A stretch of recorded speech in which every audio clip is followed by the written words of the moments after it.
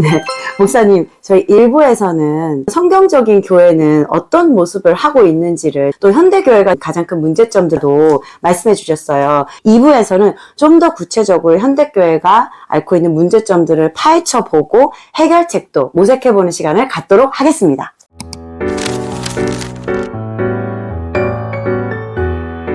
목사님, 그렇다면 현대교회의 가장 큰 문제는 무엇인가요? 그렇게 간단하게 질문할 것 같은데.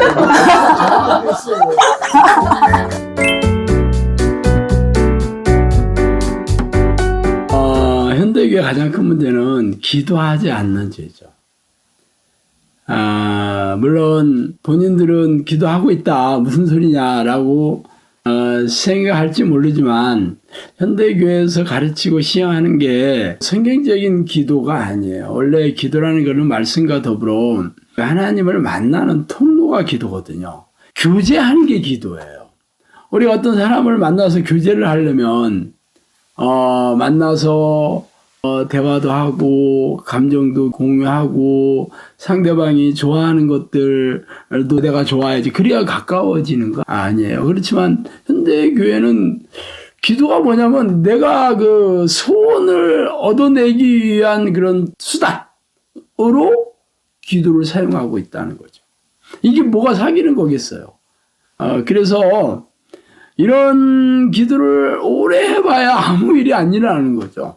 그래서 사람들이 기도 자리에 오지 않는 것도 응답이 없기 때문에, 새벽 기도에 사람들이 사라지고 전국에 빼곡했던 금식 기도들이 다 문을 닫은 이유는 응답이 없기 때문에. 그럼 왜 하나님께서 이 기도를 들어주시지 않겠어요? 기도의 목적이 하나님으로부터 뭔가 얻어내려고 하기 때문에 하나님을 주인으로 모시고 신부의 자세가 아니고 뭔가 하나님으로부터 뜯어내려고 하는 불량 그 아들?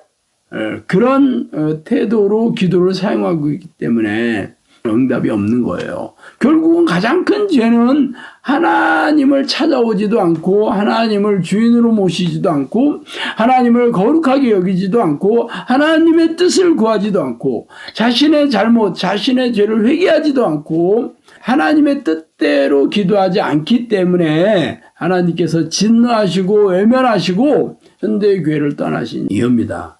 그래서 지금이라도 하나님과 교제하는 기도, 성령과 만나서 동행하는 기도의 습관을 가르치고 행해야 되는데, 현대교회는 미혹이 돼서 이미 구원받았으니까 세상에서 내가 얻고 싶어하는 축복이나 성공, 부와 명예 뭐 이런 것들을 주구장창 구하고 있으니 결국은 하나님으로부터 계속 멀어지고, 하나님이 떠난 교회는 아무리 기도해도 응답이 없을 뿐만 아니라 무능하고 무기력한 행태로서 세상 사람으로부터 조롱과 멸시를 받는, 이래서 교회가 계속 속수무책으로 무너지고 쇠락해가는 이유입니다. 사람의 본성은 원래 육신의 소욕을 따르며 탐욕과 방탕을 추구하기에 하나님께 온전히 순종하며 하나님께서 기뻐하시는 종으로 사용되기 위해서는 혹독한 훈련이 필요합니다. 그래서 야곱은 20여 년, 요셉은 15여 년, 모세는 40여 년 동안 고단하고 팍팍한 인생의 훈련장에서 입에서 단내가 나는 훈련을 받았어요. 모세의 인도로 애굽을 빠져나온 200만 명의 이스라엘 백성들도 40여 년 동안 거칠고 메마른 광야에서 혹독한 훈련을 받았지요.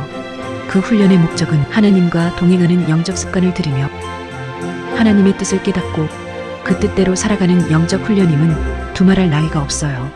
성령의 사람을 만드는 기도 훈련 매뉴얼.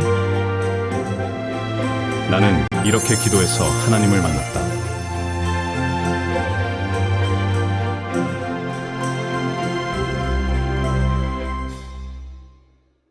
목사님께서 현대 교회가 잘못하고 있는 죄를 짚어주셨어요. 그런데 또 현대 교회가 열심히 하고 있는 방언, 새벽기도, 작정기도를 하면은 하나님께서 저희 기도를 들어주실까요?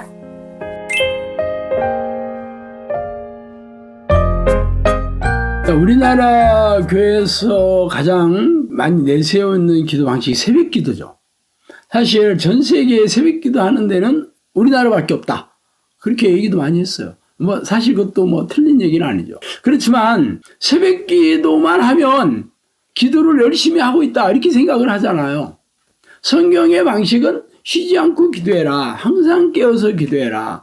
늘 하나님은 하루 종일 우리와 같이 계시고 싶어 하는 겁니다. 그런데 새벽 기도에 참석해서 10분 동안 자신이 원하는 것만 구하고 돌아온다면 아무리 뭐 새벽 기도가 뭐 다른 나라에서는 하지 않는 우리나라만의 독특한 기도 방식이라 해도 그게 하나님 기뻐하시겠냐고요. 하루 종일 기도하는 사람, 늘 쉬지 않고 기도하는 사람, 뭐 당연히 새벽에도 기도하고 낮에도 기도하고 밤에도 기도하고 그럴 거 아니겠어요. 예수님이 그렇게 기도했고 성경의 위인들도 전부 그렇게 기도했어요. 사무엘도 나는 기도를 쉬는 죄를 범치 않겠다 했으면 당연히 그렇게 했겠죠. 사도 바울도 항상 기도해라, 쉬지 말고 기도해라 그랬으면 당연히 그렇게 했겠죠. 그렇지만 우리나라는 새벽 기도만 열심히 다니면 기도 잘하고 있다라는 그런 인식을 심어줘서 새벽 기도만 갔다 오면 기도만큼은 나만큼 잘하고 있는 사람 어디 나와보라고 그래 있는 사람이 있죠. 뭐 그것 아니라면 작정 기도하죠. 어떤 문제가 없을 때는 기도 안 하다가 문제가 생기면 작정을 하고 뭐 40일을 작정했네 뭐 20일을 작정했네 하고 심지어는 뭐 기도원에 가서 내가 금식을 선포하고 기도를 했다.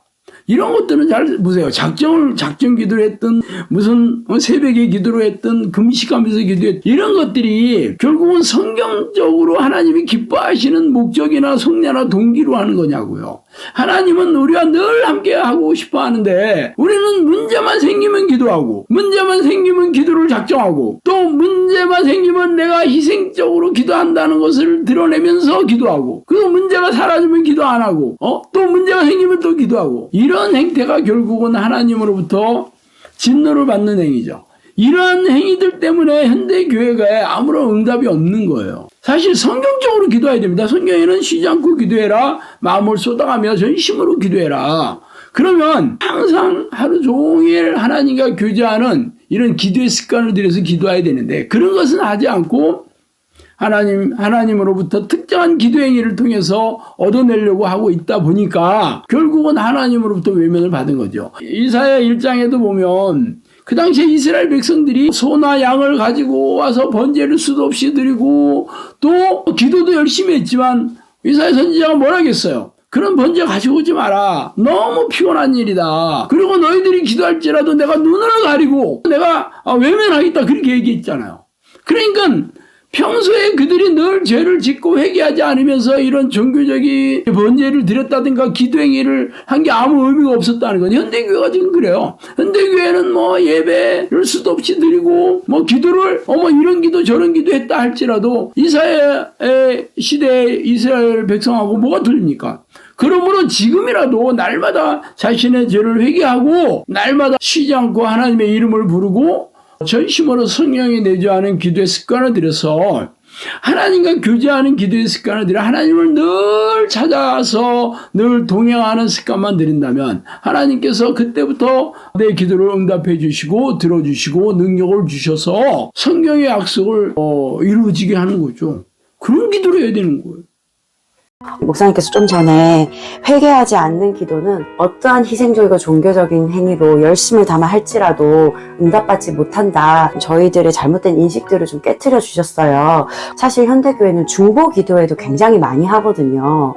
중보 기도는 어떤 관점으로 바라봐야 할까요? 좀 전에 이사야서에서 너희들이 기도할지라도 내가 안 듣겠다 그랬죠.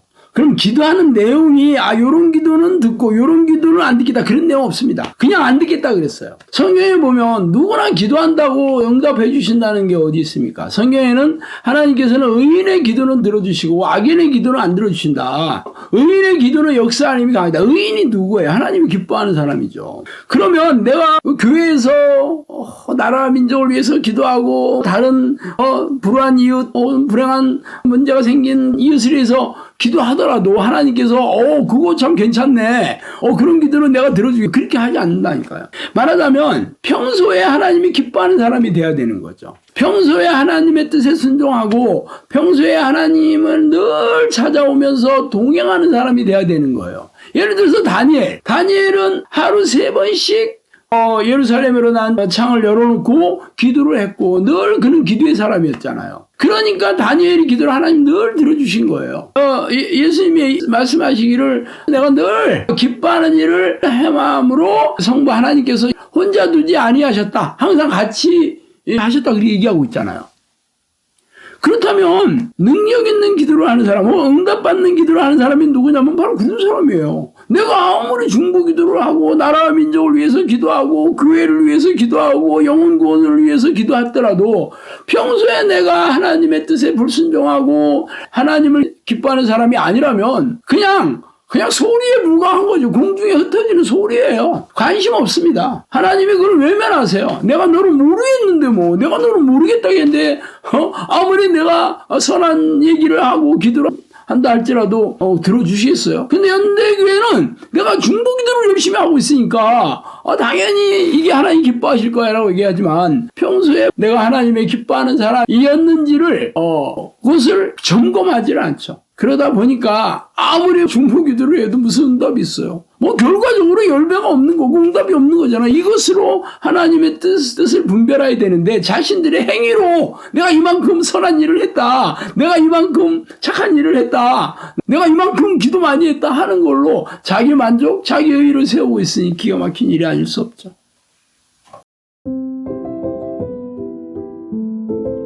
목사님 정말 세상 끝날이 가까울수록 사람의 미혹을 조심하라. 거짓 교사들을 조심하라. 종말이 오는 징조는 말씀의 기갈이다 라고 말씀해 주신 것처럼 저희 현대교회는 정말 영적으로 굉장히 혼탁한 시기를 보내고 있는 것 같아요. 그러한 와중에 목사님께서 우리 그리스도인들이 내 속내와 목적과 동기가 하나님의 뜻에 정말 맞는지, 그래서 맞지 않다면 죄를 회개하는지, 쉬지 않고 기도하여 하나님을 찾고 있는지 돌이켜 봐야 한다고 하나님의 추상 같은 메시지를 오늘 알려주신 목사님께 매우 감사드립니다. 감사합니다. 우리가 믿고 있는 하나님이 전지전능하신 분이며 과거나 현재나 살아계셔서 동일하게 역사하는 분이라는 것을 믿고 계신가요? 고질병과 불치병을 고치고 죽은 자가 살아나는 일은 성경에만 나오는 일이고 하나님을 믿는 현대 교회에서는 기적이 일어나는 일이 거의 없다는 차가운 현실을 깨닫고 질병을 기도로 고치는 일은 교회 안팎의 창궐한 가짜 치유 사역자들이나 하는 일이라고 치부하고 계시지는 않은가요? 저는 하나님을 부르는 기도를 하고 나서 2000번이 넘는 기적을 체험하였으며 기도로 고질병과 불치병을 고치고 장애가 회복되는 사역, 예수님과 제자들이 한 사역을 따라서 하고 있어요. 크리스천 영성학교에서 기도 훈련을 받은 사람들에게 일어난 기적의 실화, 이렇게 놀라운 하나님의 역사가 현대를 살아가는 우리에게도 동일하게 일어난다는 것을 알리고 싶어 이 책을 쓰게 되었어요. 기도로 고질병과 불치병이 치유된 113인의 체험담입니다.